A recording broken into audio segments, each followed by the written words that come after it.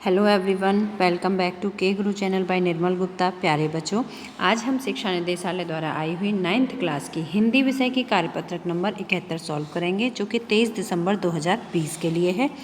तो स्टार्ट करते हैं बच्चों आज की वर्कशीट, जिसमें हम पढ़ेंगे रसखान का सवैया।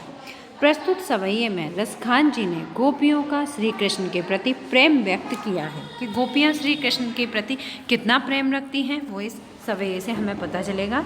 जिसमें गोपियाँ श्री कृष्ण की प्रत्येक वस्तु से बहुत प्यार करती हैं। जो जो चीज़ें श्री कृष्ण धारण करते थे उन सभी चीज़ों से गोपियों को बहुत लगाव था।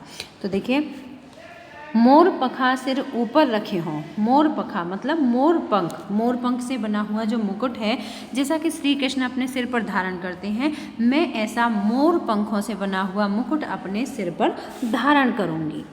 गुंज की माल गरे पहनूंगी, और जैसा कि श्री कृष्ण फूलों की माला पहनते हैं, है ना, इसी तरह से फूलों की माला को मैं अपने गले में पहनूंगी। ओढ़ पीतम्बर ले लकुटी बन, और जैसे कि श्री कृष्ण पीले रंग का पीताम्बर पहनते हैं, इसी तरह से मैं भी पीले रंग का वस्त्र धारण करूंगी। बन गोधन ग्वालिन संग फिरूंगी, और अपने हाथ में लकुटी लेकर, लकुटी मतलब लाठी लेकर, अपने हाथ में लाठी लेकर गायों को चराने के लिए ग्वालों के संग वन में फिरूंगी। भाव तो वो ही मेरो रसखान सो। क्यों मैं ऐसा क्यों करूंगी? क्योंकि मुझे श्री कृष्ण की हर चीज़ बहुत मन को भाती है। मुझे श्री कृष्ण बहुत मन भाते हैं, उनकी हर चीज़ मुझे बहुत प्रिय है। तेरे कहे सब स्वांग करूंगी, और जैसे मुझसे श्री कृष्ण करने को कहेंगे मैं वैसे ही सारे काम करूंगी। या मुरली मुरलीधर की अधरान धरी अधरान धरूंगी। और लेकिन यहाँ पर जो ग्वालिन है वो मुरली को अपनी सौतन के रूप में मानती हैं और कहती हैं कि ये जो मुरली है, जिसे कि श्री कृष्ण मुरली मुरलीधर मतलब ये मुरली जिसे कि श्री कृष्ण हमेशा अपने अधरान धरी मतलब होठों पर रखते हैं, उस मुरली को मैं कभी भी अपने होठों पर नहीं रखूंगी। क्यों नहीं रखूंगी? क्योंकि ये मुरली मेरी सौतन है। ऐसा गोपी का मानना है कि ये मुरली वही सौतन है जिसने कि श्री कृष्ण को हमसे दूर कर दिया है। इसलिए मैं श्री कृष्ण जो जो चीज़ें धारण करते हैं उन सभी चीज़ों को धारण करूंगी, क्योंकि मुझे श्री कृष्ण बहुत प्रिय हैं।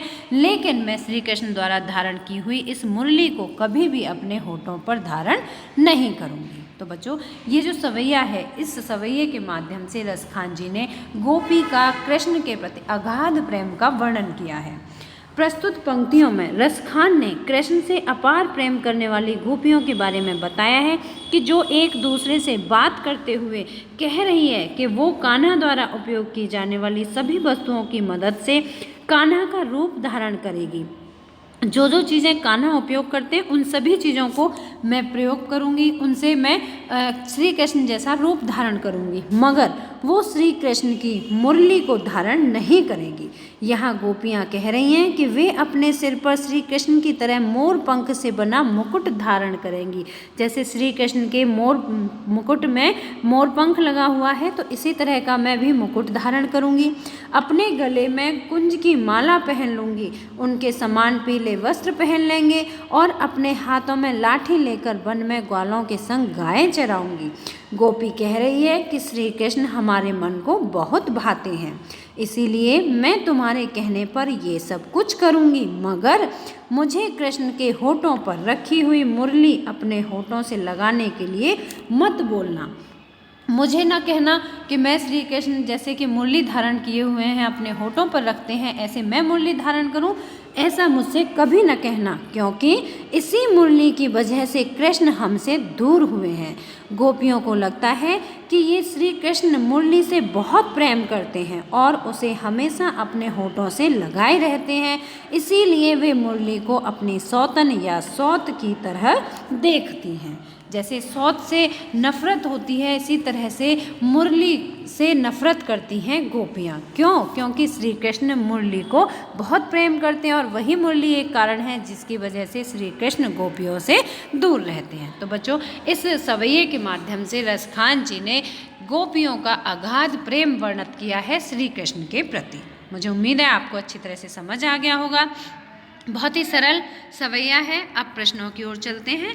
बच्चों, इसमें 4 प्रश्न पूछे गए हैं। पहला प्रश्न है, प्रस्तुत पद्यांश के अनुसार गोपी क्या क्या धारण करने को तैयार है। तो बच्चों क्या क्या धारण करने को तैयार है, पहले प्रश्न का उत्तर आप इस तरह से लिखेंगे।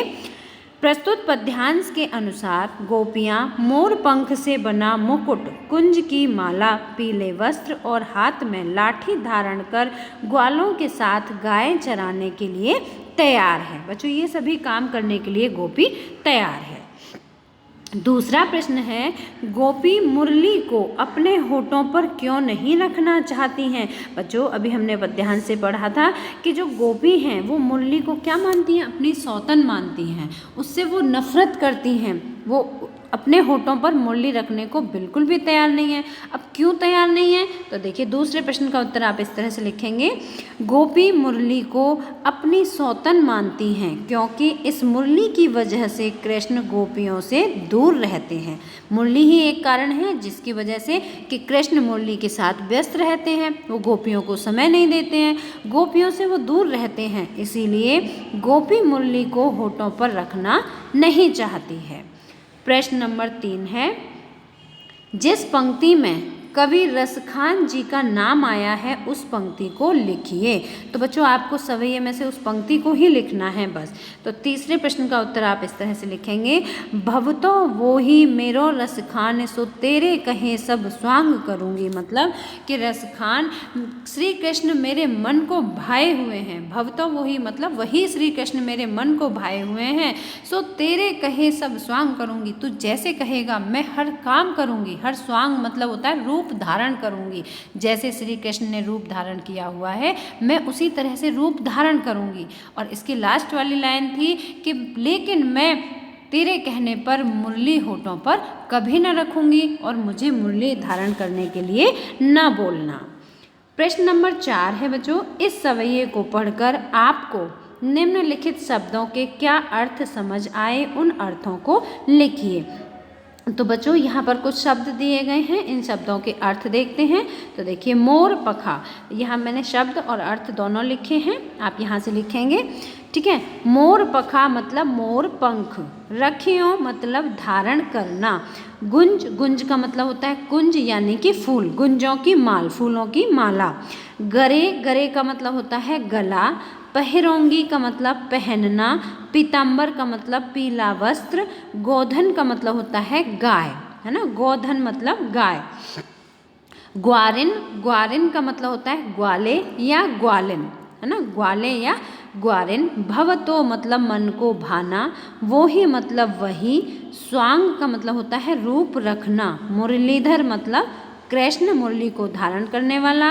अधरा मतलब होठ और धरोंगी मतलब रखना। इसके बाद कुछ और वर्ड हैं। लकुटी का मतलब होता है लाठी और मुरली का अर्थ है बंसी। तो बच्चों मुझे उम्मीद है कि आपको आज की वर्कशीट में पूछे गए सभी प्रश्नों के उत्तर अच्छी तरह समझ आए होंगे। अगर आपको समझ आए हैं तो आप इसे लाइक ज़रूर करना, और अगर आपने अभी तक हमारी वर्कशीट को, हमारे वीडियो को सब्सक्राइब नहीं किया है तो आज सब्सक्राइब जरूर करना बच्चों। हमारे चैनल पर आपको हिंदी और इंग्लिश की सभी वर्कशीट के वीडियोज़ मिल जाएंगे।